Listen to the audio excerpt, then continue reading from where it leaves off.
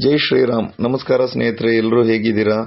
ನಾನು ನಮ್ಮ ತಾಯಿನ ಬೆಂಗಳೂರಿಂದ ಅಯೋಧ್ಯೆಗೆ ಕರ್ಕೊಂಡು ಬಂದಿದ್ದೀನಿ. ಇವಾಗ ನಾವು ಅಯೋಧ್ಯೆಯಲ್ಲಿ ಇದ್ದೀವಿ.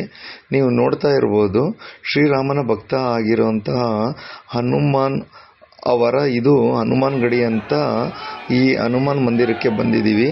ಅದೆಷ್ಟೋ ಲಕ್ಷ ಸಾಗರೋ ತಂಡಪವಾಗಿ ಈ ಭಕ್ತಾದಿಗಳು ದೇವಸ್ಥಾನಕ್ಕೆ ಬಂದು ತಮ್ಮ ಕಾಣಿಕೆಯನ್ನು ಹಾಗೂ ಭಕ್ತಿನ ಇಲ್ಲಿ ನೆರವೇರಿಸ್ತಾ ಇದ್ದಾರೆ. ಸೊ ಹಾಗೆ ನೀವು ನೋಡ್ತಾ ಇರ್ಬೋದು, ಅಯೋಧ್ಯೆಗೆ ಸಾಗರೋ ತಂಡಪವಾಗಿ ಎಷ್ಟು ಅಸಂಖ್ಯಾತ ಜನರು, ಲೆಕ್ಕನೇ ಮಾಡೋಕ್ಕಾಗದಷ್ಟು ಜನರು ಶ್ರೀರಾಮನ ದರ್ಶನ ಪಡೆಯೋದಕ್ಕೆ ಶ್ರೀರಾಮ ಮಂದಿರದ ಮುಂಭಾಗದ ದಾರಿಯಲ್ಲಿ ಎಲ್ಲರೂ ನಡ್ಕೊಂಡು ಹೋಗ್ತಾ ಇದ್ದಾರೆ. ಹಾಗೆ ನೀವು ನೋಡ್ತಾ ಇರ್ಬೋದು, ಇಲ್ಲಿ ಪ್ರತಿನಿತ್ಯ ಹೀಗೆ ಅದೆಷ್ಟೋ ಅಸಂಖ್ಯಾತ ಜನಗಳು ಭಕ್ತಾದಿಗಳು ಬಂದ್ಬಿಟ್ಟು ನಮ್ಮ ಹಿಂದೂ ಸಂಕೇತವಾದ ಶ್ರೀರಾಮರ ದರ್ಶನವನ್ನು ಬಂದು ಪಡ್ಕೊಂಡು ಹೋಗ್ತಾ ಇದ್ದಾರೆ.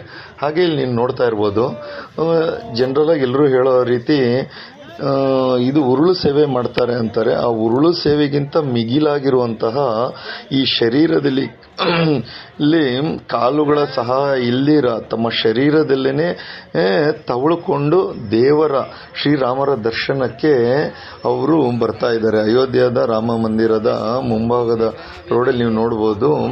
ಅಲ್ಲಿಂದ ಅವರು ಅಲ್ಲಿ ತಮ್ಮ ಊರಾಗಿರುವಂಥ ಧಾರ್ಮಿಕ ಕ್ಷೇತ್ರದಿಂದ ಅಲ್ಲಿಂದ ಶ್ರೀರಾಮರ ಮಂದಿರಕ್ಕೆ ಭೇಟಿ ನೀಡ್ತಾ ಇರೋದು ನೋಡಿದಾಗ ನಮಗೆ ಮೈ ಜುಮ್ ಅನ್ನುತ್ತೆ.